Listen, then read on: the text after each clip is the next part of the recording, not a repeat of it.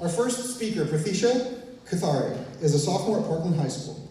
She wants to pursue a career in chemical or bioengineering and uses education to lead humanitarian initiatives around the world. Her love of scientific research has led her to be an Intel International Science Fair finalist 2 years in a row.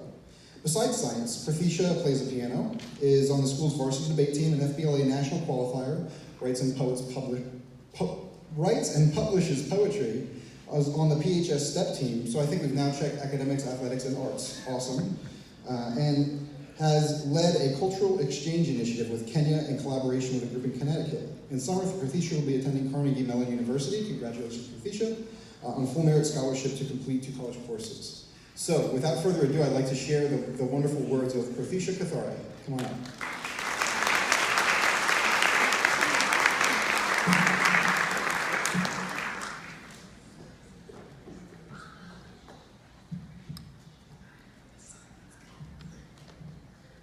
Hi, thank you so much. So, my name is Prathysha, but I have to admit, less than a month ago, I really didn't know that TechCon existed.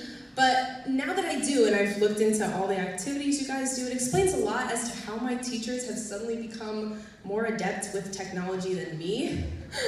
So I think it's wonderful that Parkland sponsors this event, and I'm particularly happy to come and share about a passion of mine that's grown close to my heart this past year, and one that thankfully both the Parkland School District and the Lehigh Valley community have been able to help me nurture and expand. So today I'll be talking about the humanitarian and educational initiative that I began in Kenya. And so before I get into the details, I just want to throw out this quote, and I admit it's a little abstract, but I think it really captures the overarching mission of this goal, and I'll be sure to come back and explain it. But the quote is, "The whole purpose of education is to turn mirrors into windows." So just keep that in your mind as I go along. But now let's take the theoretical time machine back, I think around 8 or 9 years, I can't really do the math right now, but back to elementary school, where of course my priorities at the time were dancing, playing with friends, reading these colorful textbooks, and of course maximizing my SpongeBob TV time. But in all seriousness, around me I saw my peers playing soccer, playing piano, taking art classes over the summer. And I didn't realize it then, but what I was experiencing was the intermingling worlds of both formal and informal education.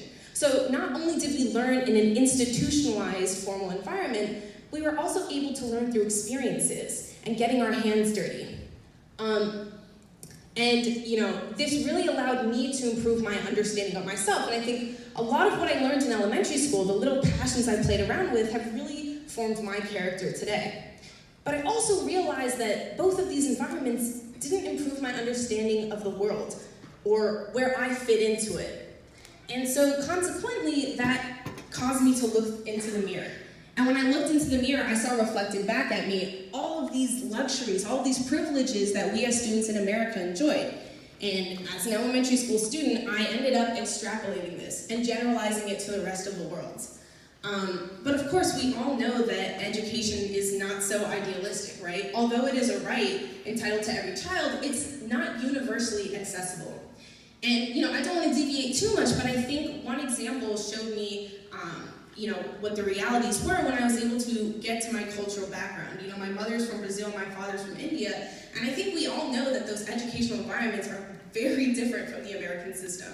So, I'll just count this one example because it stuck with me over the years. But I remember the first time I went to Brazil, I think I was 7, something like that. And I remember, it was that sweltering 98-degree weather, and we were gonna go to the beach. And as we were driving, we stopped at a red light. And I remember seeing in the corner of my eye this little kid running into the middle of the street. And my first thought was, oh my God, this kid's not wearing shoes. His feet must be blistering on this sweltering asphalt. And then I saw that he was carrying these little bags of peanuts. Mind you, this kid couldn't have been more than 6 years old. And he went around hanging these peanuts on the mirrors of cars, just to see if someone would buy this 25-cent pack of peanuts. And I was puzzled. I looked to my mother and I said something like, "Mom, why isn't this kid in school? Why isn't he doing what I do every day and often take for granted?" And of course, because this was 8 years ago, I don't remember the response exactly. But my mother said something like, "Prathysha, he can't afford shoes to walk to school."